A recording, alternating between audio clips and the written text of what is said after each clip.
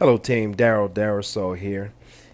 I've in many of my talks so far, I've given you the game. I've given you an understanding of how they play us in our lives. But here's what I want to share with you right now.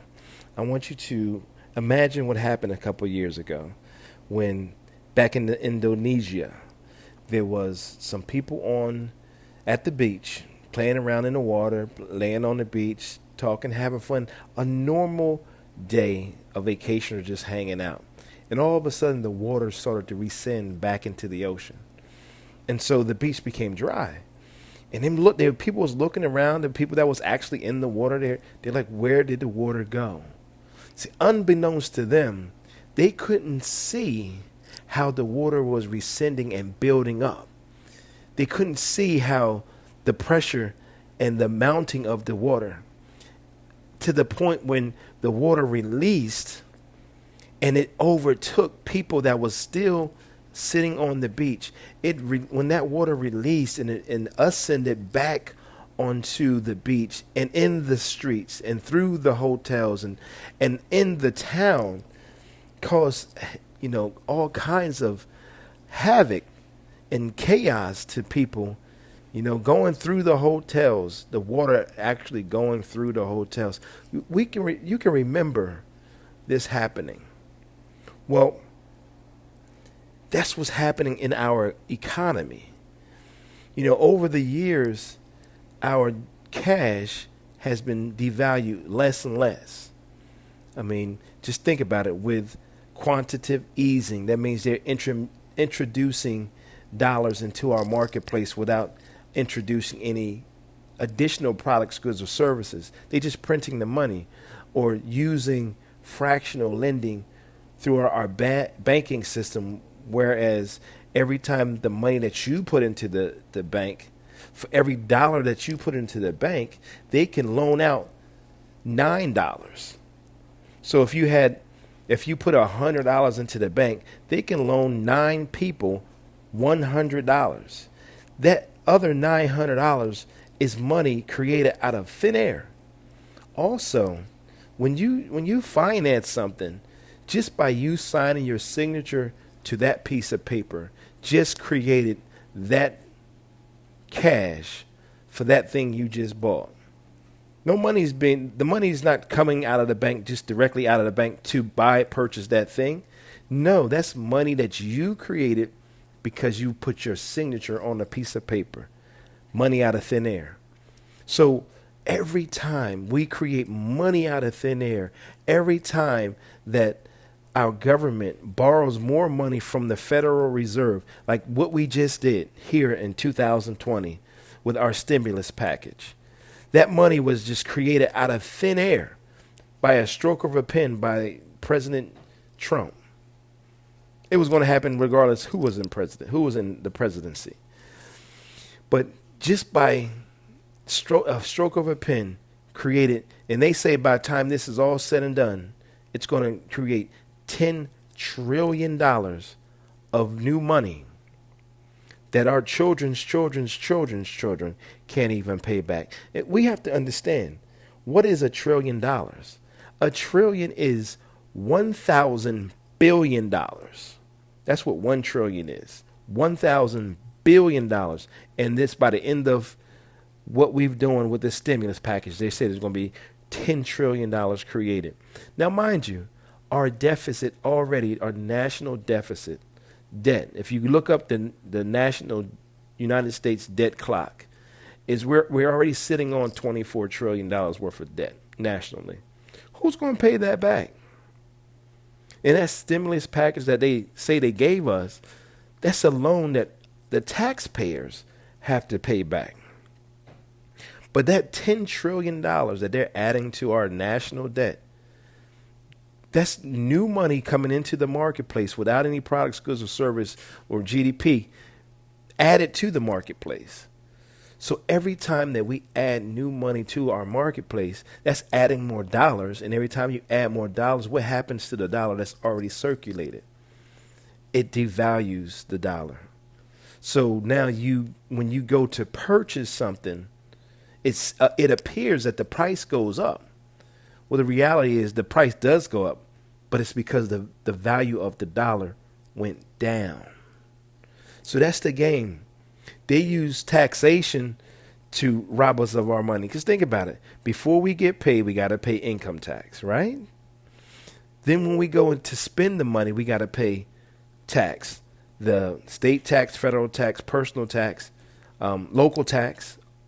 So just for us to make money, we got to pay taxes.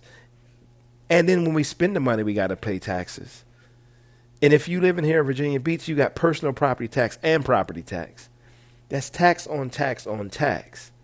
And then when we spend the money that we want to, when we want to purchase something, we buy less with more money because of inflation. So they're getting us on taxation and they're getting us on inflation. And now most of us are at home. We're not even earning any money. What is happening? See, that's the tsunami that's coming to us. All these, it's like we're in Indonesia and the waves and the water of cash has been rescinding back into the ocean.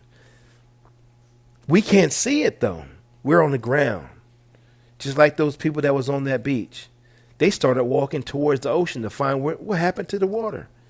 We're trying to figure out what's going on with our cash.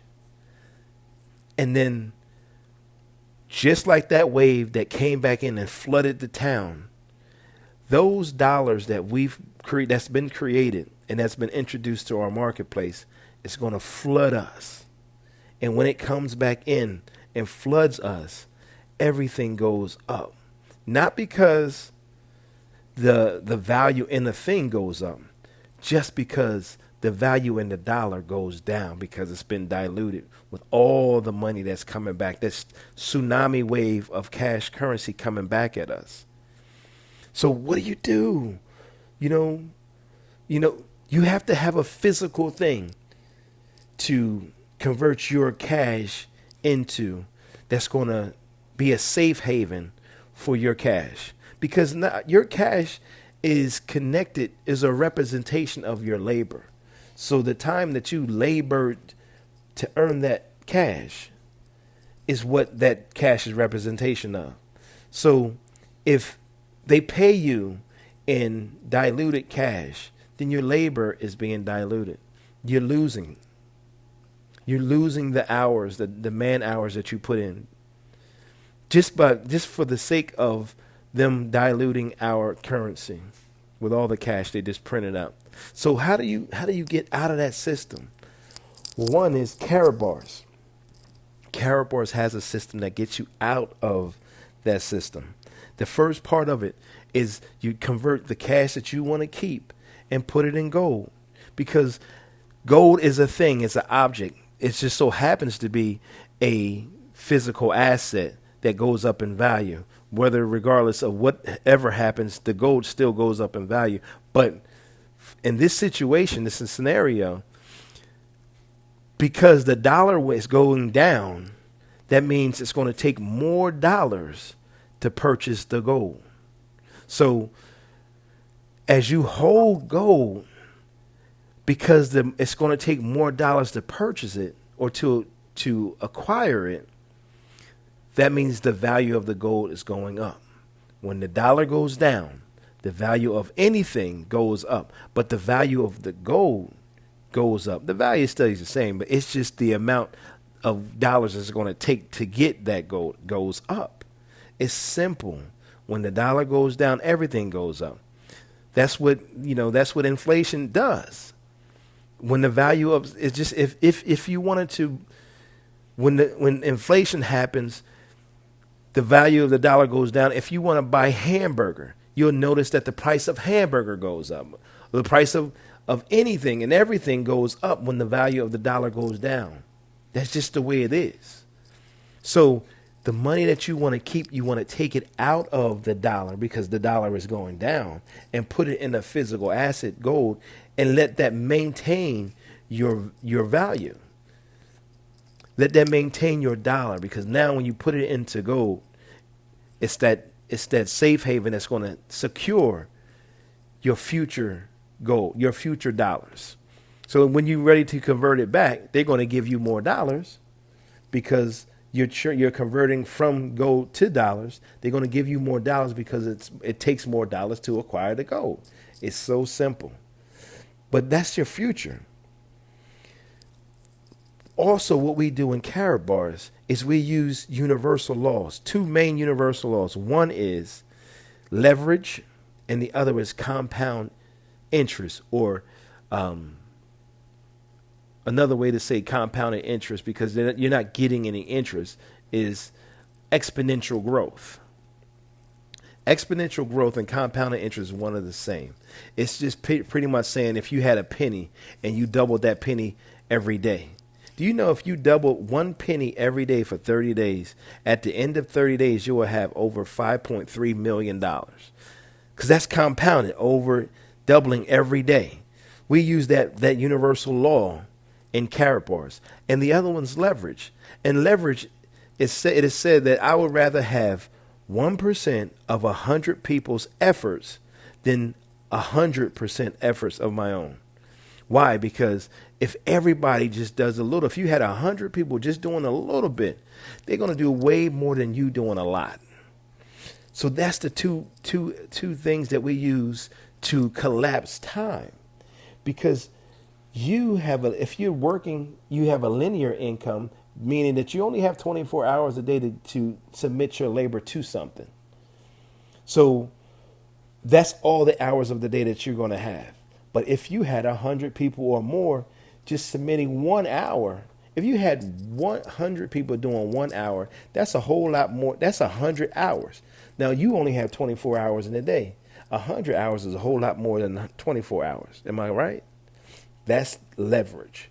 So by using leverage and compounding interest or exponential growth, that collapses time. Because you got more people doing a little and you're gaining a lot. And you're transferring your cash into gold. So you're putting your money away safely. And as other people do it, they pay us for that.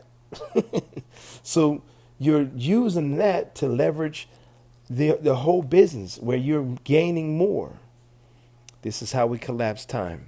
This is what we need to do now because we don't have a whole lot of time. We should have started 20 years ago saving gold. It's too late for that. But we don't have a lot of time now. So we have to use the system that's put in place for us to benefit from. All right, y'all. I've said enough. Hopefully you got it. I'll talk to you later.